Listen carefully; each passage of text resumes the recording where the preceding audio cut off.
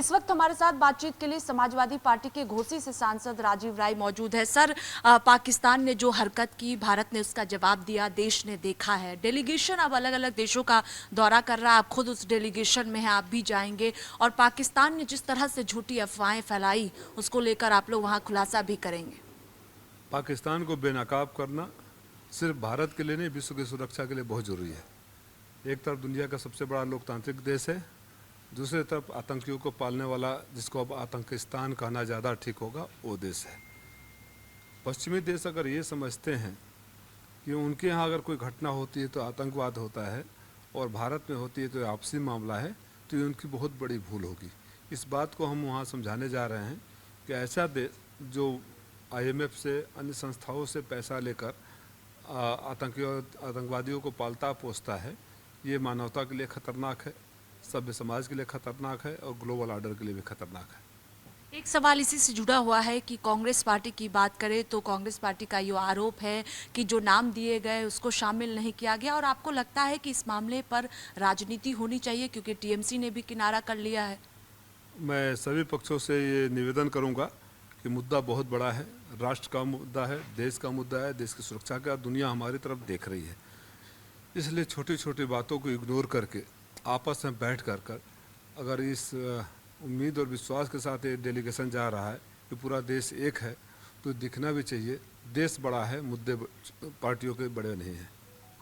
इससे हटकर एक सवाल है कि उत्तर प्रदेश के उप मुख्यमंत्री ब्रिजेश पाठक ने कहा है कि समाजवादी पार्टी के DNA में दिक्कत है। DNA को लेकर सवाल उठा रहे हैं क्योंकि समाजवादी पार्टी के ट्विटर हैंडल से जिस तरह से ब्रिजेश पाठक के ऊपर गंभीर बातें कही गई थी, उसको लेकर अब ब्रिजेश पाठक पलटवार कर। अब वो पार्टी के पहले समाजवादी पार्टी के सारे लोगों की बात करते थे, जिनको अपने DNA पर भरोसा नहीं होता है, बार बार किसी और DNA पर सवाल उठाता है।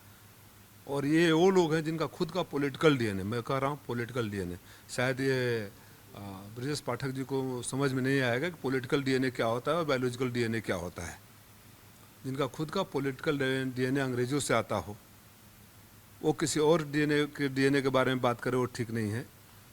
स्वास्थ्य मंत्री हैं, मैं दावे के साथ कहता हूँ, अभी हो सकता है कि मेरे बयान को सुनकर वो रट्टा मार लें, DNA का मतलब भी उन लोगों को पता नहीं हो। केशव मौर्य और ब्रिजेश पाठक की दुकान समाजवादी पार्टी को गाली देकर चलती है क्योंकि उनका अपना कोई है नहीं। कब किसी का स्टूल खींच जाए, अब तो ब्रिजेश पाठक शर्मिंदा भी नहीं होते। पहले हर बार मैं शर्मिंदा हूँ। सबसे बड़ा भ्रष्ट अगर कोई मंत्रालय है तो स्वास्थ्य मंत्रालय है। और मैं ब्रिजेश पाठक जी से उम्मीद करूँगा कि कम से कम बिलबिलाने से पहले अपने भाषा और संस्कार को सुधार ले। अगर DNA की बात करोगे तो उंगली आपके ऊपर भी उठेगी, जो अच्छा नहीं लगता। सभ्य राजनीति में शुचिता बनी रहनी चाहिए, संस्कार बना रहना चाहिए। पार्टियां सत्ता में आएगी जाएगी, हम क्या सीख दे रहे हैं ये, तो बिलबिलाइए मत।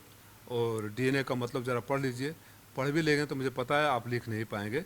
आप भी अगर पढ़ कर रट्टा मार ले तो उनसे लिखवाइएगा कि लिख के दिखाओ, नहीं आएगा। लेकिन रोज़ देखो, रोज़ DNA, क्योंकि उनके सबसे बड़े नेता ने बिहार के DNA के बारे में बात कर दिया था।